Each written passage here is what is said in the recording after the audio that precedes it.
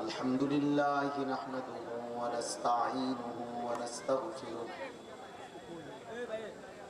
ونؤمن به ونتوكل عليه ونعوذ بالله من شرور أنفسنا ومن سيئات أعمالنا من يهده الله فلا مضل له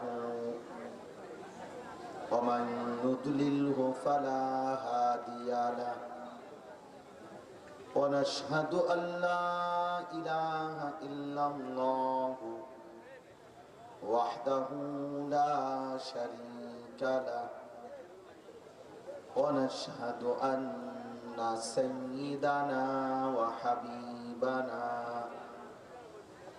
ومولانا محمدا عبده ورسوله أما بعد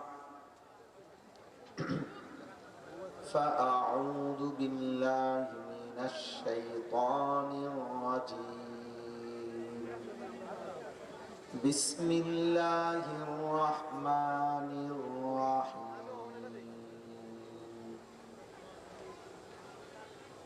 فلولا إذا بلغت الحلقوم وأنتم حينئذ تنظرون ونحن أقرب إليه منكم ولكن لا تبصرون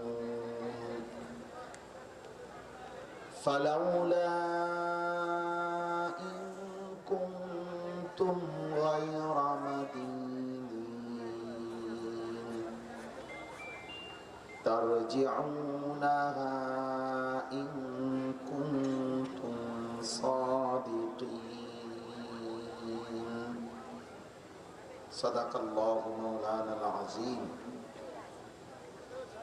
وقال نبينا صلى الله عليه وسلم أكثروا ذكر هادم اللذات اللهم صل على محمد وعلى آل محمد كما صليت على إبراهيم وعلى آل إبراهيم إنك حميد مجيد اللهم بارك على محمد وعلى آل محمد كما باركت على إبراهيم وعلى آل إبراهيم إنك حميد مجيد سبحانك لا علم لنا إلا ما علمتنا إنك أنت العليم الحكيم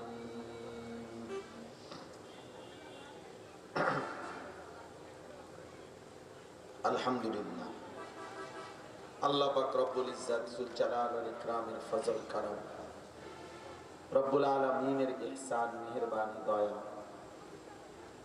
আল্লাহ তাআলা আমাদেরকে আজ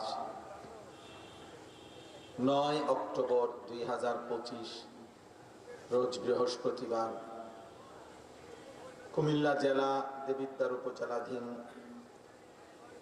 জাফরগঞ্জ ডালকরপাড়া হাতিমারা আল মানাহিল পরিষদ এর উদ্যোগে আজকের এই মোতাবাররাক ইসলাহি মজলিস মাহফিল আল্লাহ তাআলাই আমাদেরকে আসবার বসবার আল্লাহর জন্যই জমা হওয়ার তৌফিক দান করেছেন আলহামদুলিল্লাহ।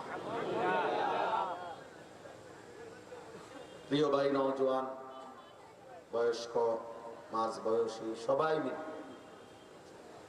আল্লাহর কথা আমাদের চোখের দিকে তাকায়া আন্তরিকতা নিয়ে মনোযোগ দিয়ে শোনা দরকার। সবাইরই বলতেছে ব্যক্তিগতভাবে আসলে একটা মাহফিল মানে কিছু বুট বাদাম বিক্রি হওয়া, চটপটি বিক্রি হওয়া, খেলনা বিক্রি হওয়া, এটার নাম নাশ। মাহফিলওয়ালারা যদি আন্তরিক হইতো এগুলো বন্ধ হয়ে যেত। যে সারা বছর তোমার বেচা কিনা তুমি করো, অসুবিধা নেই, কিন্তু ওয়াজ মাহফিলের মাকসাদ তো বুট বাদাম বিক্রি না। 10টা করে টাকা, 20 টাকা, 50 টাকা মানুষের দুয়ারে দুয়ারে হাইটা এই টাকা উঠানো হয়। অনেক কষ্ট করে যারা আয়োজন করে।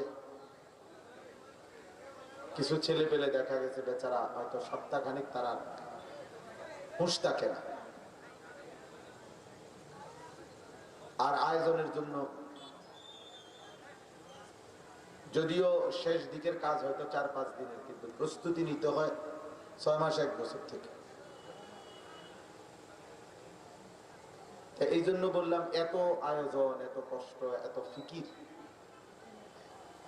এই সব কিছুর মাকসাদ যদি হয় কিছুক্ষণ একটা হই হুল্লোড় হইল, মিছিল দিল, স্লোগান দিল, চিৎকার চেঁচামেচি হইল,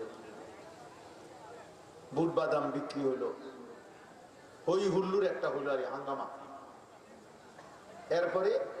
এরপরে যে যার মতোই, যে যেমন ছিল তেমনই আছে।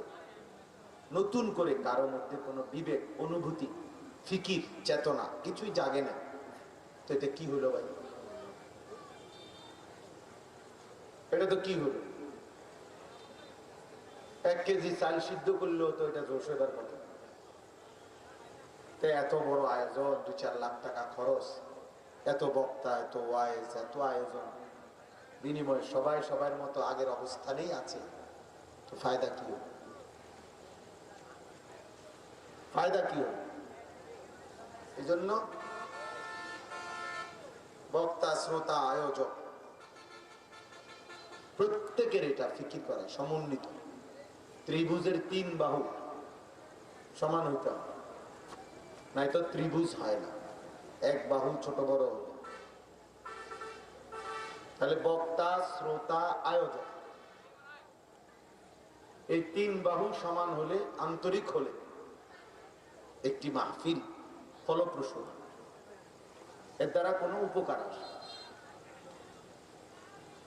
কোরআনুল কারীমের মধ্যে আছে, এই যে ভাই তোমরা দাঁড়ায় আছো, যারা ছেলেরা তোমরা বসো, না হলে চলে যাও।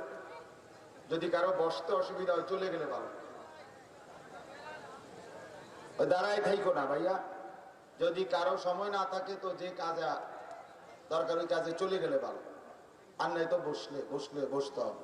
স্বেচ্ছাসেবক ভাই তোমরা বসাও ছেলেদেরকে। অনেক শ্রোতা দিয়ে কোনো কিছু আসা যায় না। অনেক লোক হইলে বা কম হইলে কোনোটার মধ্যেই কোনো সফলতা ব্যর্থতার কিছু নেই।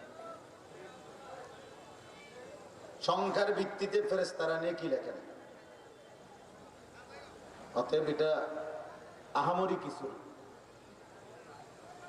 একজনের জন্য আল্লাহর কথা যে পরিমাণ গুরুত্বপূর্ণ, 1 লক্ষের জন্য একই গুরুত্ব, সমান গুরুত্ব।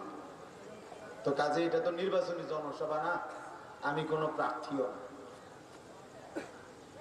আমার কোনো মার্কাও নাই। তো অতএব আর সমস্যা কি? লোক কম হইলেই কি আর বেশি হইলে? আমার আল্লাহর কথা না বলা দরকার, আখিরাতের ফিকির দরকার। আমি স্লোগান দিয়ে করবো কি আর চিৎকার দিয়ে করবো? 10 লাখ মানুষ স্লোগান দিলে একসাথে, শুভেচ্ছার স্বাগত, অমুক সাহেবের আগমন, তো খবর রাজা মাফ, তো আর লাভ এই স্লোগান দিয়ে ঘাস কাটবে বলে, এদের কিচ্ছু আসে যায়। অপদার্থ বেটা, নিষেধ করা হয়েছে না বেটা মোবাইল তুলতে, ফালতু কথা।